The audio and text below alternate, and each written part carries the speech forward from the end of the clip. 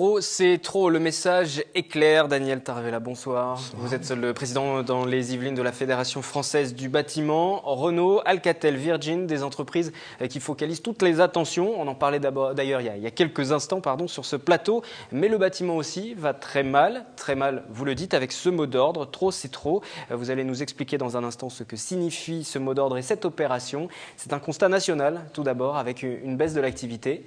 On va donner quelques chiffres, mais en ce qui concerne le département des Yvelines, il y a une véritable inquiétude aujourd'hui, une baisse de l'activité dans le bâtiment. Non, il y a eu une baisse de l'activité au cours de l'année passée, puisque elle était de l'ordre de 1300 emplois. Bon, et puis on constate que depuis quelques années, il y a un certain nombre de mesures qui sont prises par des gouvernements successifs qui toutes tendent à pénaliser l'activité des entreprises du bâtiment. Je citerai pour mémoire l'augmentation de la TVA, bien sûr, la sortie du prêt à taux zéro, l'augmentation de la CSG, l'augmentation du délai de détention d'un bien qui a été porté de 15 à 30 ans avant de pouvoir être exonéré. Bon, toutes choses qui sont négatives et qui ont une incidence. Et en ce qui concerne l'année à venir, c'est-à-dire 2013, notre fédération nationale considère que cela va donner lieu à une baisse d'activité de l'ordre de 3,5%, ce qui entraînerait 40 000 emplois de moins sur la France entière. En ce qui concerne notre département, je pense que le taux risque d'être légèrement supérieur, peut-être 4,5%, ce qui entraînera une perte d'emploi de 1300 à 1500 emplois de nouveau. Est-ce que des entreprises ont fermé ? Et surtout, est-ce que le solde est négatif entre les créations d'entreprises dans le bâtiment et les disparitions ? Alors, je ne peux pas répondre exactement à la question. Ce que je peux vous dire, c'est qu'effectivement, déjà en cours d'année, au cours des 6 derniers mois de l'année dernière, on a vu beaucoup d'entreprises qui ont fermé volontairement ou par cessation d'activité, par dépôt de bilan. Volontairement, c'est-à-dire qu'elles ont anticipé éventuellement les difficultés à venir et le fait de ne plus pouvoir... Absolument, c'est qu'elles n'ont pas attendu d'avoir des difficultés de déposer de bilan, mais simplement par découragement et parce qu'il y a trop de contraintes. Et ce phénomène, manifestement, est en train de s'accélérer en début d'année. Aujourd'hui, la réalité pour un chef d'entreprise dans le bâtiment, ce sont des carnets de commandes à 1 mois environ, c'est ça ? C'est-à-dire que plus de la moitié de nos adhérents ont effectivement un carnet de commandes qui est à 1 mois ou inférieur à 1 mois. Quelques-unes ont 2 ou 3 mois d'avance, mais pas plus. Voilà, je parle encore une fois pour nos entreprises qui, je le rappelle tout de même, sont des petites structures à 80% de moins de 10. Effectivement, assez peu de salariés. Vous l'avez compris, si vous nous suivez, le bâtiment qui traverse une véritable crise, aussi bien au niveau national que dans le département des Yvelines. Pourtant, dans le département des Yvelines, justement, ça représente 7 à 9% de l'activité économique. C'est ce que vous avancez ? 10% de l'activité économique du département, effectivement. Et vous n'avez pas le sentiment d'être soutenu pour autant ? Ah non, parce qu'on vous a reçu sur ce plateau il y a quelques temps et vous nous disiez les politiques ne nous écoutent pas. En tout cas, les politiques de la nouvelle majorité, les socialistes, les députés socialistes, par exemple, ne vous ont pas écouté, ne vous ont pas reçu. Écoutez, est-ce que les choses ont évolué ces derniers mois ? Malheureusement, non. Puisque depuis la dernière fois, effectivement, j'avais indiqué que j'avais pu rencontrer certains élus de l'opposition, mais qu'en ce qui concerne la majorité gouvernementale actuelle, malgré nos sollicitations et malgré aussi les promesses qui nous ont été faites, nous n'avons toujours pas pu rencontrer qui que ce soit. Alors, afin de structurer votre action, vous avez lancé au niveau national, donc avec les différents départements français, l'opération Trop, c'est trop. L'objectif, vous l'avez compris, c'est dénoncer ces mesures que vous jugez donc néfastes pour la construction avec les réalités que vous nous avez énoncées. Au-delà de tout ça, le 31 janvier, il y aura concrètement une journée qui sera organisée qui permettra de porter vos revendications. Alors, plus exactement, l'opération Trop, c'est trop va consister essentiellement à envoyer aux élus, aux décideurs de toute la France entière et nous, de notre département, des cartes disant donc Trop, c'est trop, où l'on voit les entreprises qui jouent le jeu, qui sont surchargées de charges sociales, c'est le cas de le dire, et qui ont beaucoup de contraintes qui n'existent pas pour une certaine concurrence déloyale. Je veux citer par là, d'une part, l'auto-entrepreneur qui ne paye pas de TVA, qui n'a pas les mêmes charges, et puis aussi des entreprises étrangères européennes qui, dans le cadre de la législation européenne, peuvent se permettre de venir nous concurrencer en payant moins de charges que nous. Mais les auto-entrepreneurs, ça reste une concurrence marginale, malgré tout. Mais ça ne reste pas une concurrence marginale, puisqu'encore une fois, dès lors que nous avons, nous, beaucoup d'entreprises qui ont un caractère artisanal, ils sont directement en concurrence avec les auto-entrepreneurs.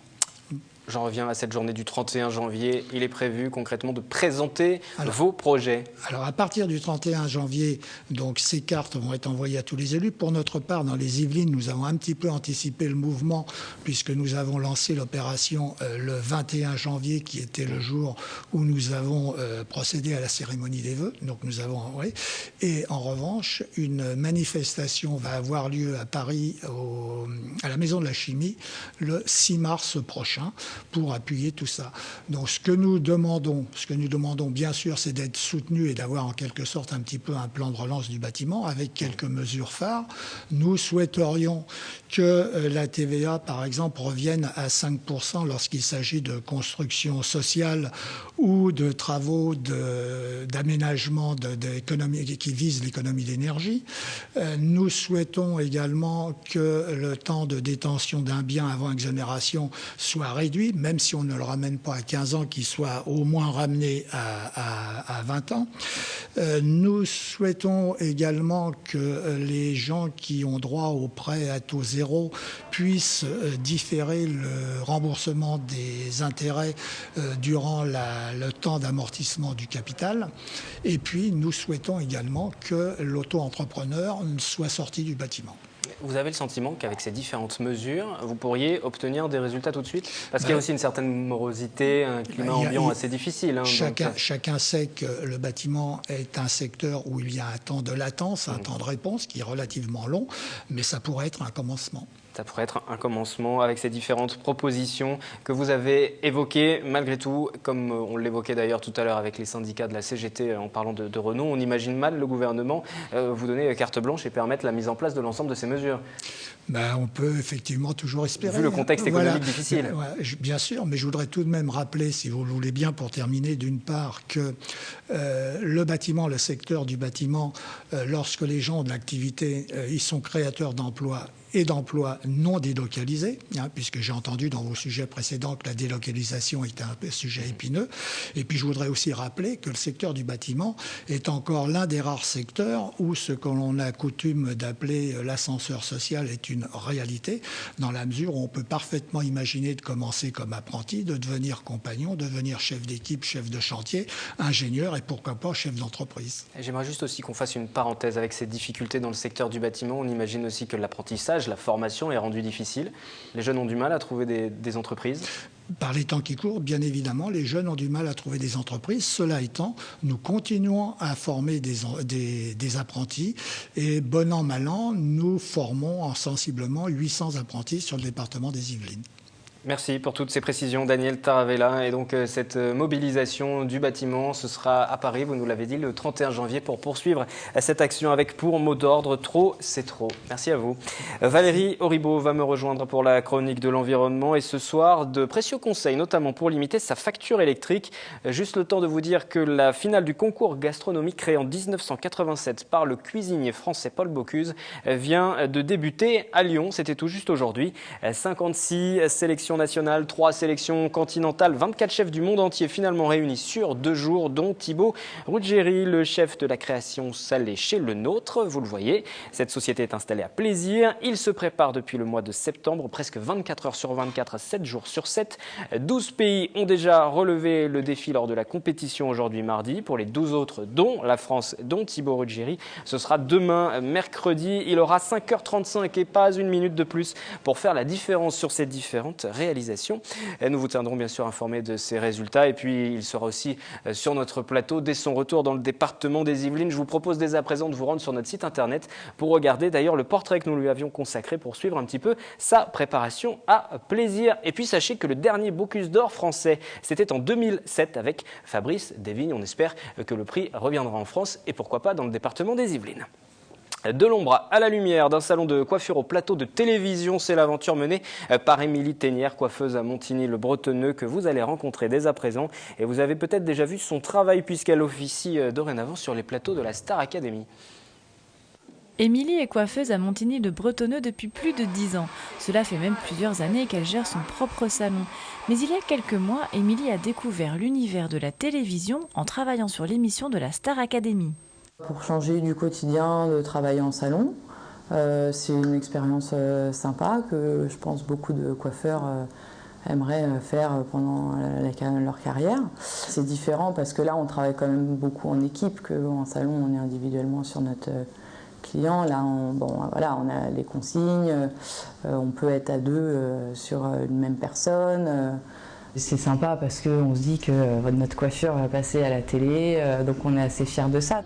Émilie intervient sur les primes du jeudi soir au sein d'une équipe d'une dizaine de coiffeurs. Coupe, couleur, brushing, extension, toutes les techniques sont employées pour respecter les instructions de la production.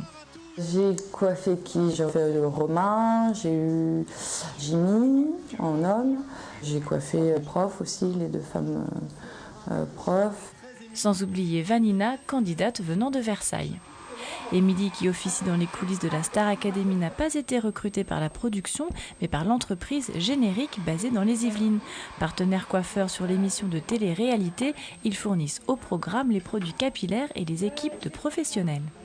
Tout au début, il y avait 15 candidats, donc effectivement, on était une dizaine. Ce jeudi-là, il y avait combien de coiffeurs? Alors là, on était 7 coiffeurs et on finit normalement à 3/4, sauf pour le dernier prime où tous les candidats vont revenir. Donc là, on va être à nouveau, je pense, à peu près une dizaine de coiffeurs. Le budget investi par l'entreprise Générique pour cette publicité se chiffre à plusieurs dizaines de milliers d'euros. Mais la retombée sur leurs clients professionnels et surtout particuliers est déjà très positive.